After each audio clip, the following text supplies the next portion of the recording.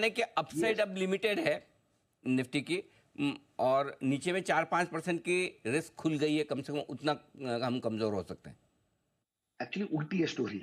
अच्छा। स्टोरी है कि अगर आप यूएस मार्केट को देखें, यूएस में क्या हुआ कि लास्ट 4 साल में mid cap stocks did very badly and large cap did very well. Large cap because वो 7 स्टॉक्स थे, एंड वैसे भी अगर आपने देखना है, आप एक ग्राफ लोगों को दिखा सकते हैं बाद में, S&P 500 को कंपेयर करो with Russell 2000। Russell 2000 is 2000 smaller companies. उसमें लास्ट एक हफ्ते में स्विंग हो गया उल्टा, हाईएस्ट एवर सिंस 80s। मतलब एक हफ्ते में 12-14% का फर्क हो गया। That mean mid cap stocks out perform in US and large caps under perform.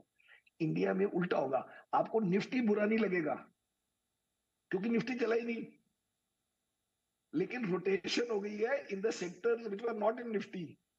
तो उल्टा है।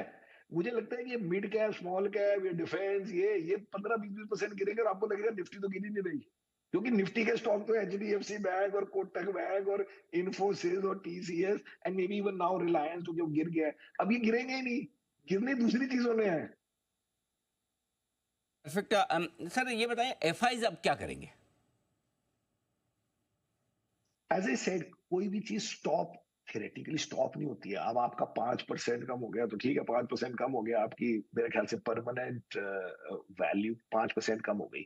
लेकिन आप कहोगे जब 5% गिर गया एक बारी, तो फिर वहां से नॉर्मल चलते रहो। लेकिन मेरे ख्याल से इन बिग पिक्चर, प्रैक्टिकल कोई एक्चुअल आंसर तो होता नहीं, तो कंसेप्चुअल फ्रेमवर्क है कि आपको वो 5% वापस नहीं मिलने चाहिए, क्योंकि वो 5% आपने एक्स्ट्रा टैक्स में दे दिए। बट ओवरऑल FII कम था, और अब वो थोड़ा और डिले भी हो जाएगा इस चक्कर में, और परमानेंटली भी कुछ लॉस होता है। बिकॉज मैं आप सबको ये बोलता हूँ कि इंडिया इज वेरी गुड। मेरा तो काम ही खाली इंडिया का है, पर म्यूचुअल फंड है, ऑफशोर फंड है, FI फंड है, PMS है, AIF है। लेकिन इंडिया खाली एक कंट्री नहीं है, क्योंकि एक कंपनी गूगल ने कल रिजल्ट्स दिए हैं जिसमें उनकी अर्निंग्स ग्रोथ 28% है, और वो 84 बिलियन का एक क्वार्टर का रेवेन्यू है, और उसमें उसकी मार्केट कैप पूरे इंडिया से 45% उसकी एक स्टॉक की वैल्यू है। तो अगर कोई फॉरेनर को इंडिया में इन्वेस्ट करना हो, वो कहनी मैं गूगल में इन्वेस्ट कर देता हूँ आधा परसेंट और। मेरा कहने का मतलब है, ऐसे नहीं देखना चाहिए कि इंडिया एक वो है और वहां पे तो यूएस कुछ नहीं कर रहा, वहां चाइना कुछ नहीं कर रहा। हर कंट्री में 5 स्टॉक तो अच्छा कर रहे हैं, बड़े बड़े वेल नोन।